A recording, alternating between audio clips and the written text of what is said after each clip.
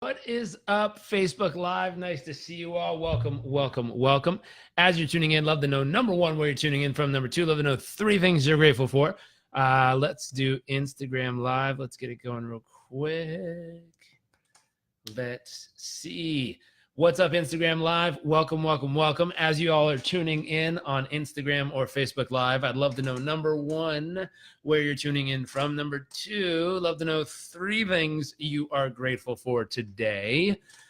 We are on day 3 of our 100-day personal performance and business growth challenge. If you missed day 1 or day 2, you can go to either Facebook, scroll down a little, my blog, which we have a brand new website up and running, jarekrobbins.com/blog, and you can find day 1 and day 2 of this. Or if you're on Instagram over here, you can go to if you go to my profile, there's little IG stories, or IG, I think it's IG Live or IG Stories, IGTV, and you click it, and it'll expand, and you'll see day 1, day 2, now day 3 as soon as we're done here. So let's see. What's up, Isaac? What's up, Amanda from Newcastle? Kat from Northern New Jersey. Grateful for family, home, and my health. Let's see. Grateful for this present moment, my family, and you. Grateful for what else we got? Indian fam. What's up? What's up? Waikiki, Hawaii. Nice to see you. Philadelphia. What's up? Welcome, welcome, welcome. Australia. G'day, mate. Welcome and good evening or morning, early morning your time. Let's see. What's up from London? Welcome, welcome, welcome. So again, as you're tuning in, love to know, number one, where you're tuning in from. Number two, love to know three things you're grateful for. And from Chicago, Brazil, Robert, nice to see you. Helen, what's up? Nitesh from India. Oh, different person from India too. Brazil, 6 a.m. here. Good morning. Sweden. All right. So what we started with day 1, if you remember, we'll do a quick little recap here, and I might forget what we do once we're in day 15 and 30. Marilyn, grateful for traveling, grateful for my daughter, endless opportunities, grateful for being fit and healthy, grateful for learning to do my Excel spreadsheets, grateful for my morning walk with my dog, grateful, Mumbai, India, what's up, friends? Love the quotes. Thank you. So day 1, we talked about if you were a ship and you were going towards your vision and goals, the first thing we wanted to do is if you had these little baggage things that were dragging behind you, little anchors in the sand, the very first thing we said we were going to commit to doing on day 1 was cutting these things off. Finally getting rid of the excess baggage we're dragging around, whether that's emails, whether that's conversations we need to have, whatever it was, we're going to get rid of that stuff. That way we're free to move forward. Yesterday, we talked very clearly about once you're free to move forward, we really have to set our mindset right, and we have to make sure that mentally we're looking at what it is we're doing, and we have to consider, is it something I have to do over the next 12 months, something I'm gifted or something I get to do, an opportunity to do this, something that I'm excited to move forward. Jay says, I'm grateful for the opportunities, empowering my son and breathing. Very nice. And so we said, what we want you to do, and I want to know how many of you did the homework. And if you did the homework, what I'd love to know is what is the third phrase you wrote out. So we talked about the first paragraph is write out what you need to do every day, week, or month. Write out what you need to do as if it were something that it's a job. It's something that you have to do. It's something that you're forced to do. It's something that, you're willing to suffer or frustratingly grind through because the end result is worth it. So write it out as the stuff you have to do in order to achieve the results you want this year. Write it out in a paragraph form as if it's a struggle, it's a grind, it's a have to, it's a experience that you have to do in order to get the results you want. So first paragraph was that. Second paragraph was write it out as if it's a career. It's something you take pride in, something you're excited about, something that really, truly you look forward to. You look forward to getting better at. You get excited about seeing yourself improve each and every day, week and month, and it's something you're excited about. And then finally, the third one, write it out as if it was your God-given mission to accomplish this. Write it out as if it was something you felt you were honored to be able to do. It was a blessing to be able to do. It was a privilege to be able to do.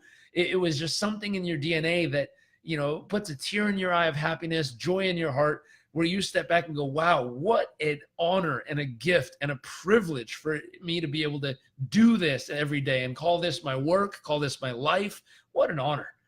And rewrite it. So if you did that homework, I would love in the comments section to hear maybe one or two, or on Instagram over here. I don't know how well this will work on Facebook for y'all watching, but I know on Instagram you can raise your hand and I can bring you on live with me, and you might be able to verbalize or share the 3 different pieces. I'd love to hear from a couple of you on what it sounds like, the difference between having to do it, getting to do it, or feeling blessed, honored, and privileged to be able to do it.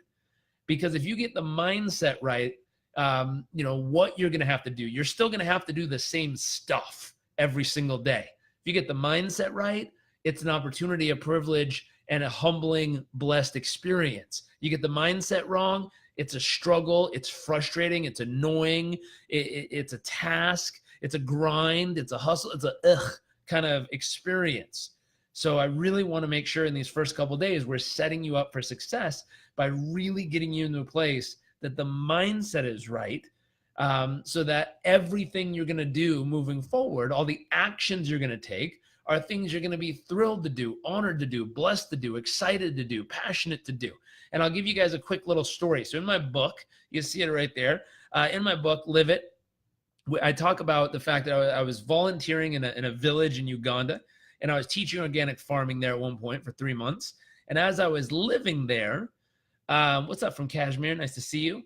As I was living there was this little old man that about 100 yards outside the window, every single day, he would come out of this clinic, this little hospital. He'd come out, he'd take a long thatch broom, and he'd work his way down the steps, and then he'd sweep this long dirt path. It'd be like step, step, sweep, sweep, step, step, sweep, sweep, step, step, sweep, sweep, all the way to the main road. Then he kind of stretches back, then turn around and work his way back. Step, step, sweep, sweep, step, step, sweep, sweep, step, step, sweep, sweep, all the way to the main porch. And then he would stand there. And he put his hands on his hips and he stood up and he would get the biggest smile on his face. And he would just be so damn proud of what he just did. And I remember, on day one watching that, thinking, hey, good for him. Yep, he's the groundskeeper. He sweeps the leaves. Yay. On day 2, good for him. Day 20, this dude never misses. He's always there at sunrise. Day 30, that's really wild. That's interesting. He's always there. Day 40 something. I'm like, I got to talk to this guy. I got to know why he does it. Why in the hell is he so happy? Why does he enjoy it so much? How in the world is he finding so much happiness in just sweeping leaves? And I went and interviewed this guy and I asked a friend, I said, hey, I really, truly ask him, why do you do what you do? What's the reason, the purpose, the meaning? And she asked him and he kind of shrugged and looked back and said, because I'm supposed to. And that's, she translated and said, he said, because I'm supposed to. And I was like, no, why? Why? What's the meaning, the purpose, the reason? And she's like, I get it. I speak English. Give me a second. So she went back to him and she asked something different. And it kind of hit him. And then he got this giant smile on his face. I'm like, yes, that right there. What is that?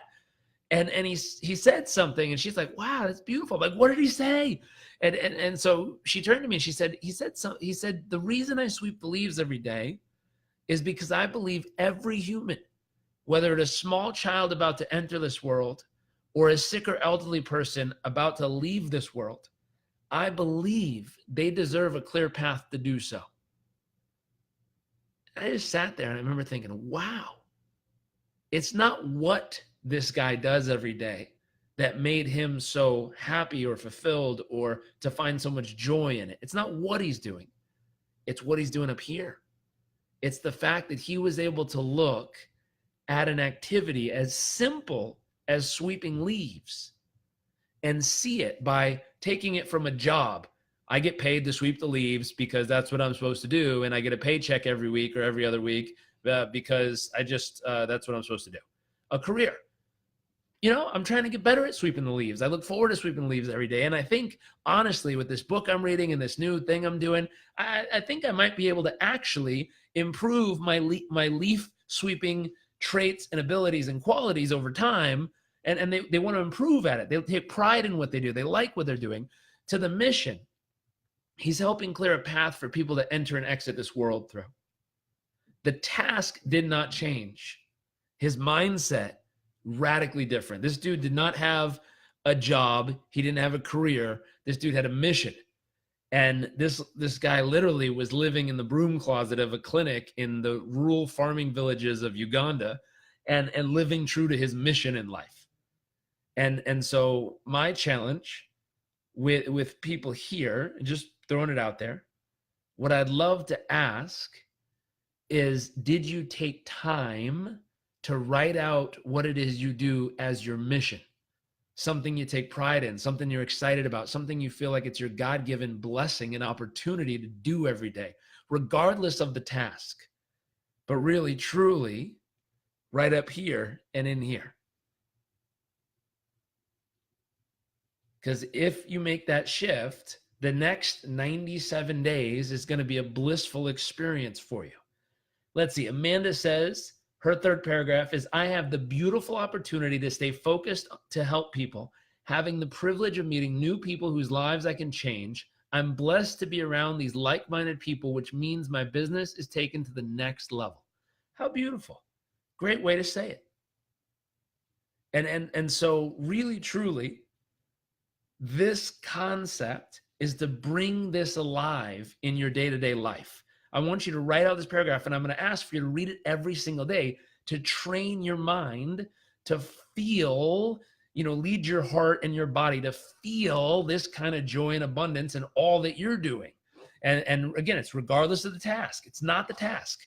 And I'll tell you this, if you can find this kind of meaning and purpose in the simplest of things, oh boy, in the complex, big stuff you're aiming for, the giant results, the huge transformations, the giant business growth, the astronomic, whatever things you're trying to achieve, accomplish, be, experience, create, design, desire to deliver to this planet, whatever that stuff is, you'll find deep meaning and purpose in it. Because the truth is, you got to find it in the little stuff first. So wherever you're at right now, regardless if you're working on your next $10 billion business or you're just getting started or you work for another company, regardless if you're a single individual or, and here's another category. Could you apply this to your relationship, your intimate relationship? Oh, I've got my old ball and chain over here. Or what a privilege and blessing it is, an honor, a true honor to love this human with all my might every single day, to make my wife feel like the most loved, seen, appreciated, understood, and a beautiful and acknowledged human on this planet every single day. Do you think that would transform how you think about it, how you go about it, what things you're willing or not willing to do every day? Just by the way you transform what it is you're doing. Try this in your health, try this in your relationships, try this in your business. Watch how it transforms your entire experience of life. So today we're going to talk about our first performance enhancing tip, which we're going to start with sleep quality. Sleep quality.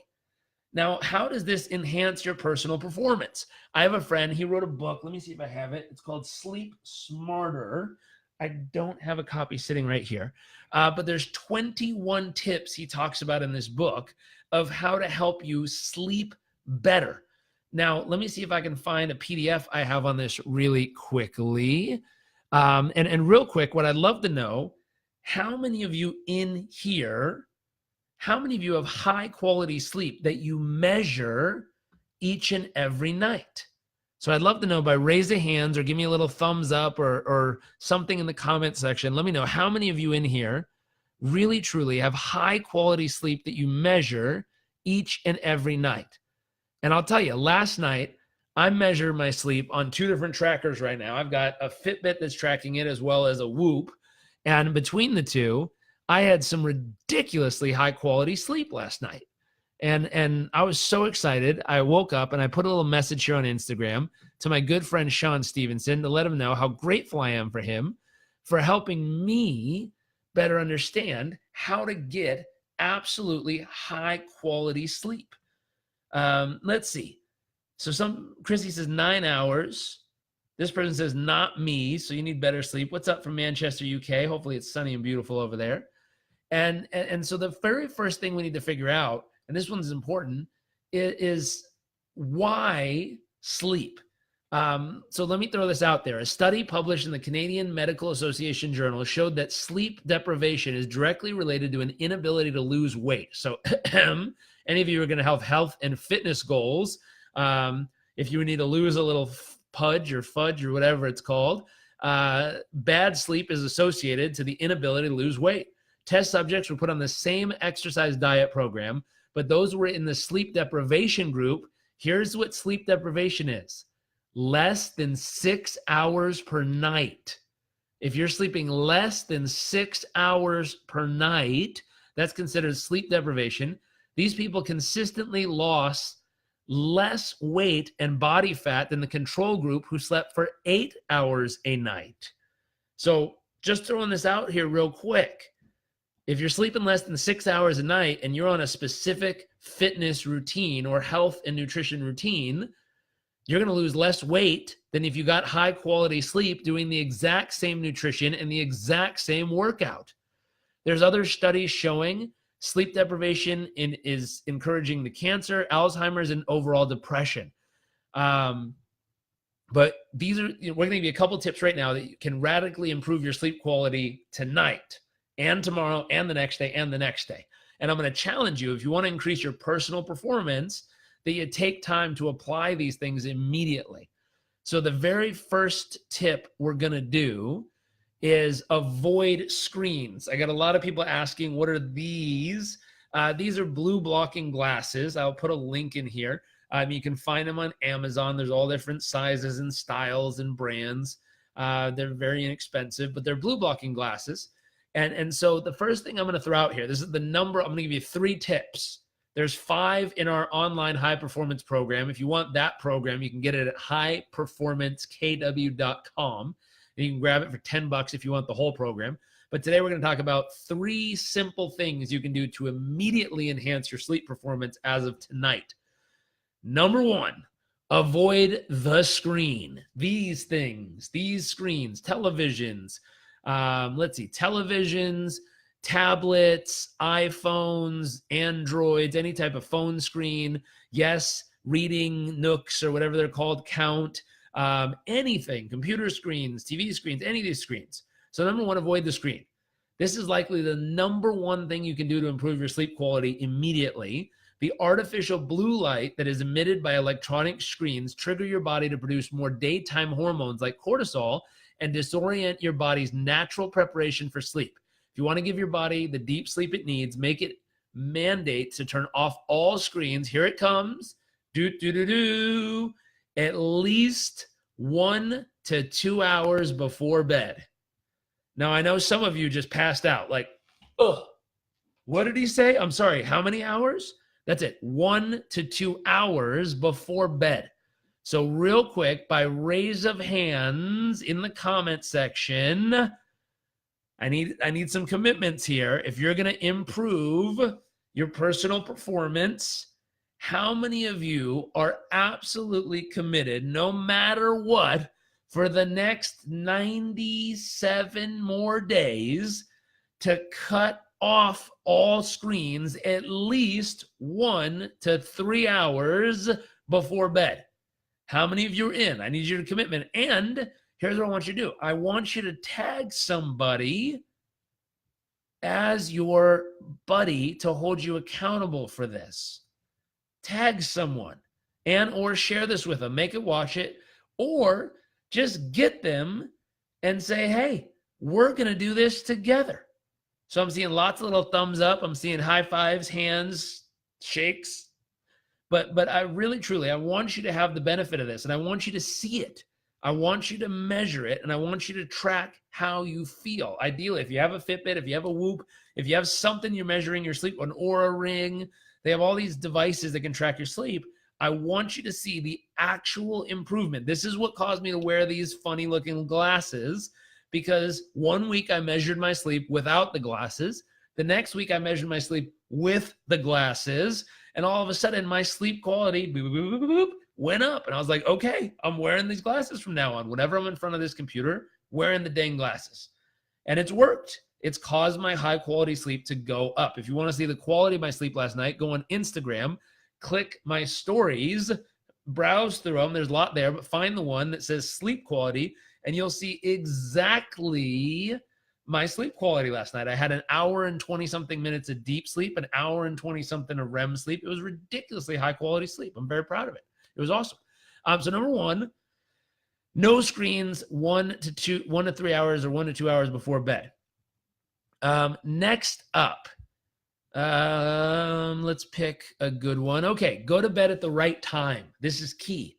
You can literally get amplified benefits of sleep by sleeping at the right hours. It's been shown that humans get the most significant hormonal secretion and recovery by sleeping the hours of 10 p.m. to 2 a.m. This is what we call money time in sleep. So really simple, really simple. You need to get to bed by 10 p.m. every night, ideally. Ideally, 10 p.m. is the time you're going to commit to going to bed. So number one, 0 screens. It would be, 9 to, what would it be? Between at least 7, 8, or 9 p.m., screens are all cut off. You how far you can go is up to you. Let's say you start at 8 o'clock, screens are off. You have a wind down routine, and then by 10 o'clock, you're out cold. And if you can commit to doing this for the next 97 days, you're going to see your personal performance improve. We'll get one more. Let's see. This is an easy one. So get your friends out of your bedroom. So remove all electronics from your room. So no TVs, no laptops, no cell phones, anything that has to do with electronics and connecting to other people, talking to people, texting to people, calling people, out of the bedroom. So those are our 3 tips. Number 1, friends out of the bedroom. So all the electronics out of your bedroom.